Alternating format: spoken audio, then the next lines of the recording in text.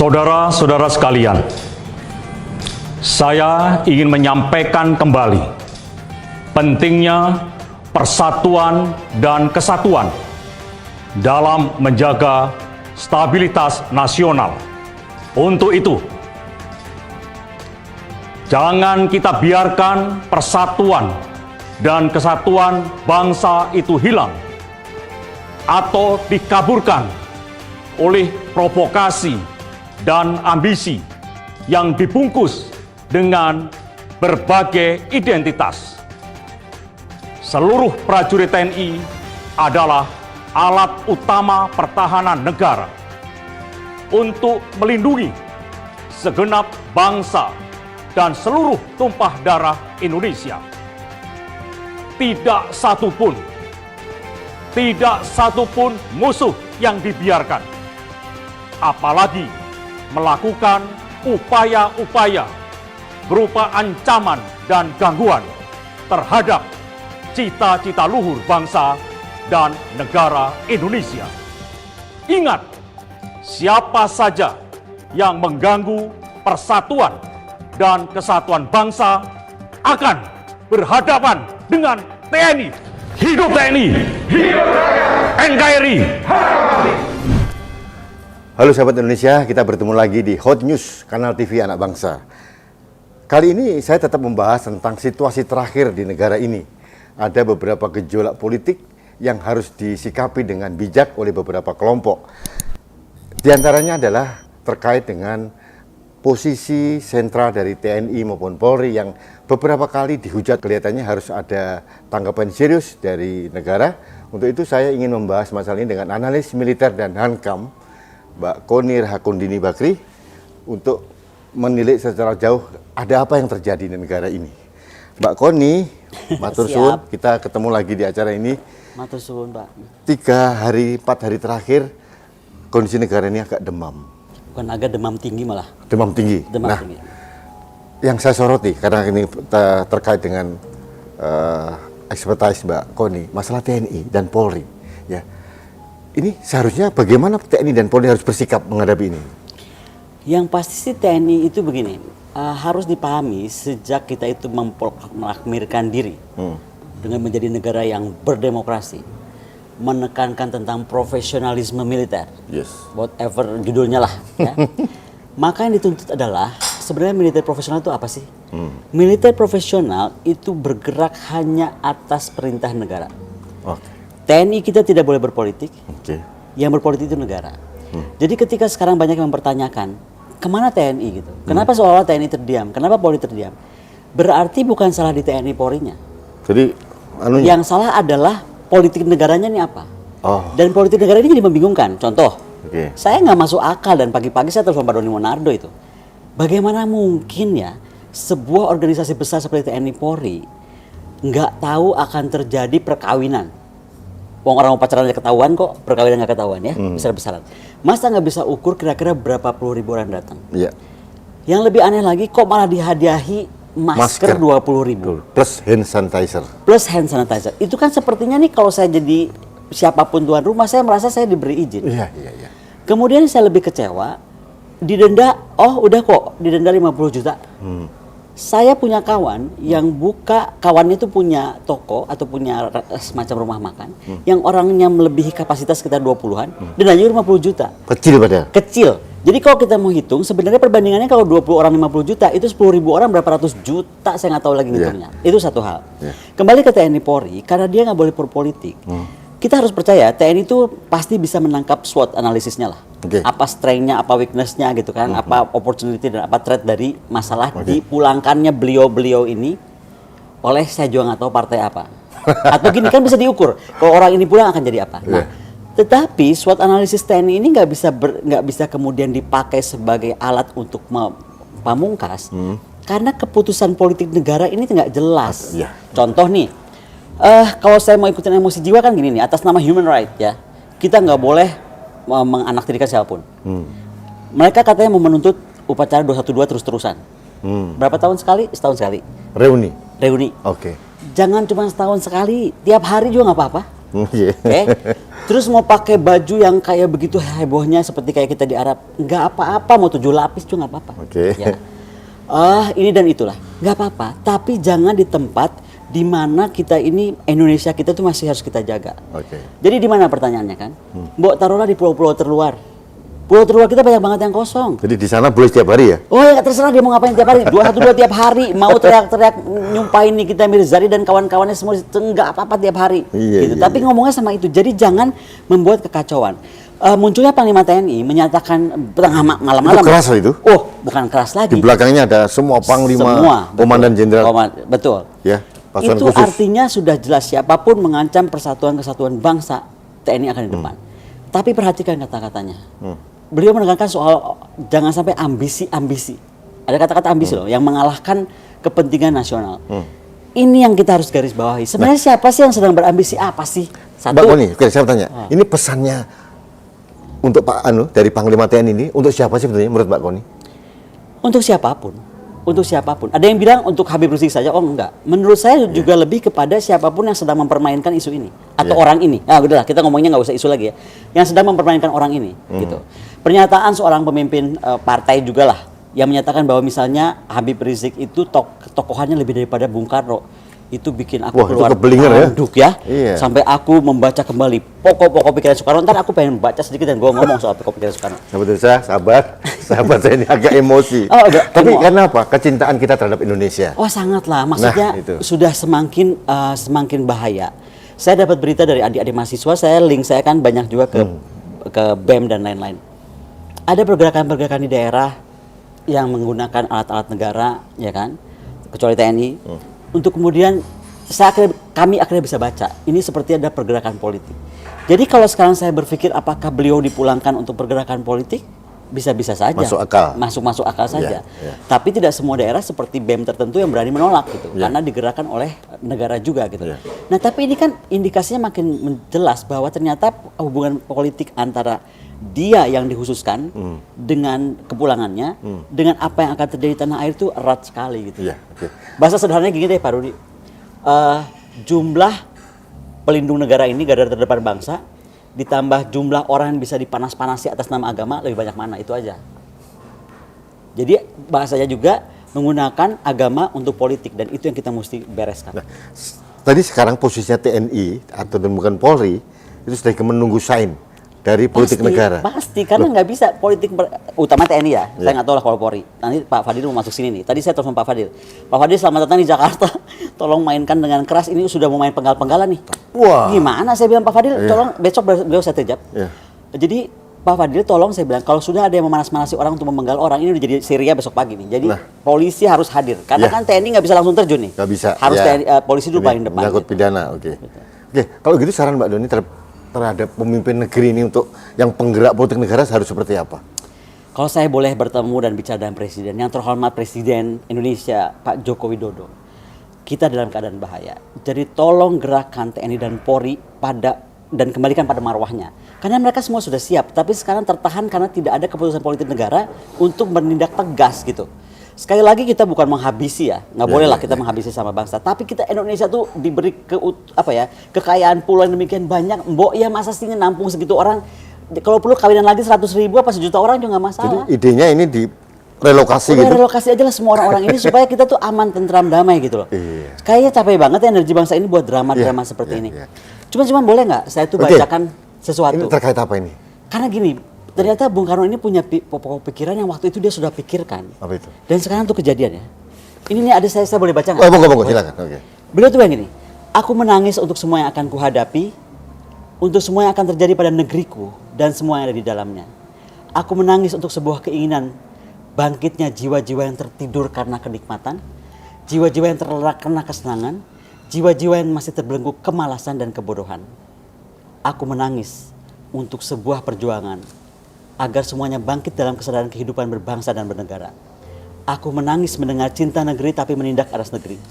Mendengar cinta alam tapi menghancurkannya. Mendengar untuk negeri tapi memiskinkannya. Bukan membangun malah merusak. Bukan mendidik malah menyesatkan. Bukan mencintai tapi saling bermusuhan. Perdebatan tiada akhir. Bayangkan Bung Karno sudah menulis ini jauh-jauh hari.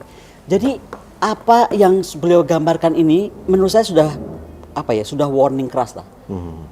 Bukankah Pak Joko Widodo itu sangat admire Bung Karno? Ya, sangat Sangat kan? Ya. Cobalah gitu. Berbuat sesuatu, bukan lagi mengumpulkan orang hanya untuk ditanya gini, komunikasi politik publik saya yang kurang apa gitu. Ini bukan cuma komunikasi publik yang diperlukan. Politik negara yang kurang. Politik negara menggerakkan tadi garda-garda terdepan bangsa. Oke.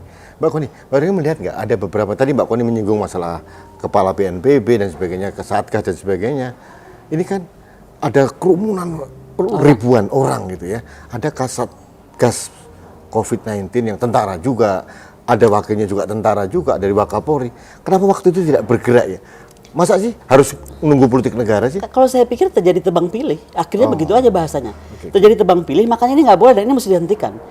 Gini ya, saya nggak bisa terima nih. Saya rakyat Indonesia yang saya pikirkan 800 berapa tadi triliun ya kemarin yang untuk program pertama kan? Iya. Nah sekarang mau program kedua, hutang berapa? 1.000 triliun, ya kan? 1.800 triliun, terus programnya itu seperti ini dan undang-undangnya atau aturannya menyatakan kita nggak boleh bertanya. Ya tapi boleh dong kalau saya tanya logiknya gimana sih orang ini denda 50 juta, beli masker aja 60 juta. Kita yang nanggung beban juga tuh. Dan ya, itu matematikanya, itu matematika dasar banget itu. Iya. Jadi gini lah, jangan dianggap rakyat kita tuh bodoh, nggak ngerti dan bego gitu. Karena masih banyak nih kita Mirzani lain yang akan speak up kalau sudah nggak tahan gitu. Ya. Itu aja, kok jadi curhat ya? Nggak apa-apa. Kalau Koni Rahakaundini udah speak up, beda kelasnya. Oh gitu ya? Iya, Oh, kelasnya. siap. Tidak sekelas sang nyai. Mbak Koni, Ya. Oke, sekarang kelihatannya Pak Jokowi sudah mulai Senin, sudah mulai agak bergerak. Gimana indikatornya apa? Indikatornya bagi saya nih, kelompok sipil nih, selama ini kan kita menanyakan nih, kemana negara? Kemana Pak Jokowi gitu ya? Kemudian datang melalui Pak Menko Polhukam, kemudian diterjemahkan oleh Pak Kapolri, mengganti beberapa Kapolda, bergerak, Gubernur DKI dipanggil dan sebagainya. Itu ada indikasi sinyal baik nggak sih? Gini ya, saya tahu banget Pak Fadil bagaimana sebagai Kapolri tugasnya di Jawa Timur dan pengamanan Jawa Timur. Kapolda Jatim. Jatim, dan bagaimana dengan Gubernur Jawa Timur itu benar-benar COVID itu aman banget ya. Maksudnya pergerakannya itu cepat sekali. Tapi apapun Pak Fadil di sini besok, kalau nggak diberi wewenang atau tadi sign politik yang jelas, ya tetap aja akan terjadi lagi another wedding party atau apapun juga yang cuma bayar 50 juta, mungkin besok berapa juta orang datang gitu. Iya.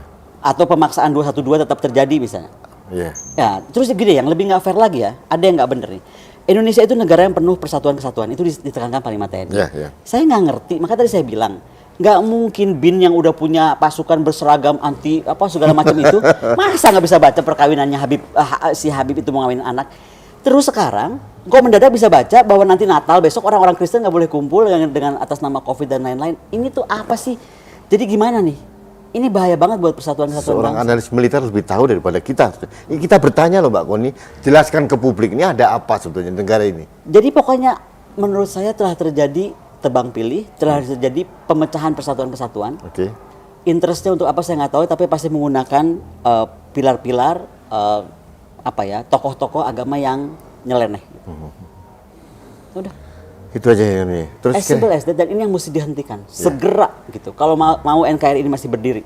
Dan sekali lagi betul kita diundang-undangkan atau diatur nggak boleh pengen tahu 1.800 triliun itu kemana, tapi boleh dong pengen tahu gitu. Paling nggak matematika antara tadi nyumbang masker 60 juta dikembaliin uangnya 50 juta, kan nggak nyambung. Nggak nyambung.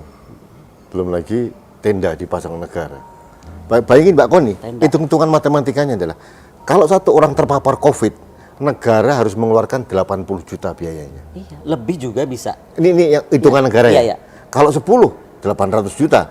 Kalau 20, 1,6 miliar. Dan sekarang saya tanya, apakah Pemda DKI kemarin berani nggak tracing orang-orang yang berkumpul puluhan ribu ini? Iya. Kalau di tracing meledak gitu. Pasti meledak. Iya. Nah, sekarang pertanyaan saya bisa berikutnya begini, apa terus pandemi ini dipelihara kali ya? Biar uangnya nggak berkelanjutan. Jangan-jangan. Iya, soalnya jadi aneh karena kita ribut semua dikurung di rumah. Anak saya kan kerja di rumah sakit. Jadi saya tahu banget ya, dia tiap hari itu mesti mandi air alkohol. Tiap hari udah kayak robot, foto gini, Bunda aku masuk ruang, kan dia di lantai COVID. Bunda udah kayak robot, jalannya udah susah. Terus yang kayak begitu, kasian kita korbankan untuk hal yang saya pikir ini udah bener-bener. Tapi sekali lagi lah, kita nggak bisa ngelarang ya. Atas nama agama, apa keyakinan kita nggak bisa larang. Orang mau kumpul atau apapun. Tapi ya kita sediakan kapal perang nih. Segera ya Panglima TNI, mohon dengan segala hormat Panglima. Segera teriapkan kapal perang, kita geser aja semua itu ke pulau-pulau terluar. Kalau perlu pakai Hercules juga diterbangkan aja, silakan. mau dia Setiap hari, tiap hari istighosah boleh. Istighosah lah, mau Ya. maulidan kayak Nah, mau maki-maki orang. Terakhir, mereka itu berencana akan safari keliling Indonesia. Saya tahu persis ini dibiayai oleh sponsor. Hah? Siapa? Ada dong. Ya terus ini akan keliling. Mbak Koni ini himbauan kepada negara untuk apa? Seperti apa? Sebentar. Kalau akademisi itu ya, kalau ada data, kalau ada berita itu harus ada data. Jadi kalau ada yang mau sponsor itu aku mesti tahu sponsornya siapa supaya aku tahu mesti ngomong apa. Ada beberapa hal yang harus saya sampaikan, ada beberapa hal yang harus saya sembunyikan. Kalau Ini itu jawabannya nanti juga saya antara Pak Rudi iya dulu dong, ya. gantian Sampai jadi kita wawancara dulu. channelnya dong. Oh iya, betul. Gantian wawancara, Kita ganti-ganti. iya dong gantian. Nah ini kalau ada rencana safari, Ya. himbauan Mbak Koni terhadap negara harus seperti apa?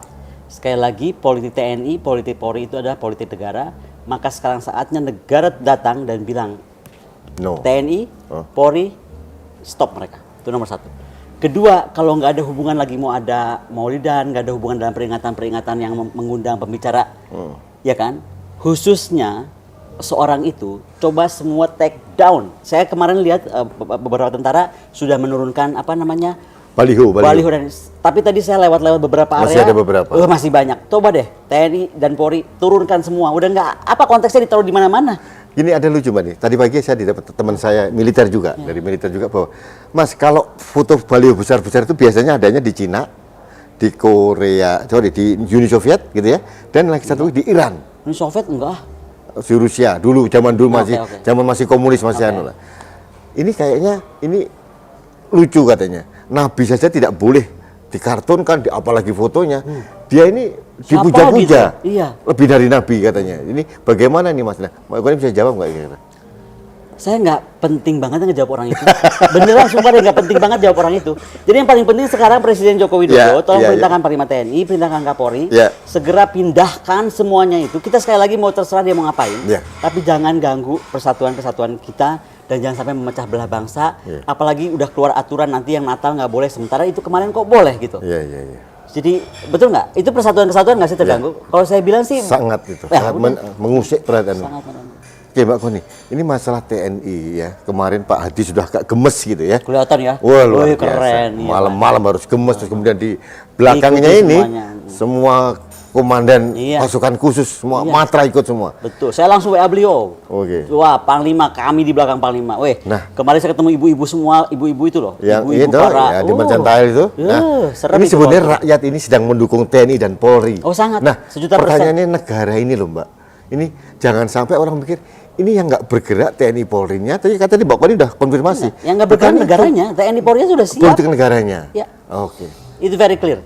Very clear. Jadi ya. jangan pernah ada yang mempertanyakan kemana TNI, kemana Polri. Ada mereka itu, siap mereka itu. Tunggu. Keputusan negaranya yang tidak sampai hari ini clear untuk apa. Oke. Jadi pesannya singkat, negara harus hadir menggerakkan semua potensi. Menggerakkan bukan potensi, menggerakkan garda-garda terdepan bangsa. Untuk mereka dididik, dilatih, dibayar, diciptakan untuk begini kok. Sekarang disuruh tiarap semua diem. Oke. Ini pesan yang baik ini. Iya pesannya ya. Terlatih loh semua ya. Oh terlatih. Mereka udah gemes kali Mbak ya. Udah gemes banget. Nunggu sembritan juga ya. Saya kira gitu Mbak Koni. Terima kasih banyak. Oke. Terima kasih. Sahabat Indonesia, demikian pembicaraan singkat saya dengan sahabat saya Mbak Koni Rahakundini Bakri. Beliau begitu sangat peduli terhadap bangsa ini.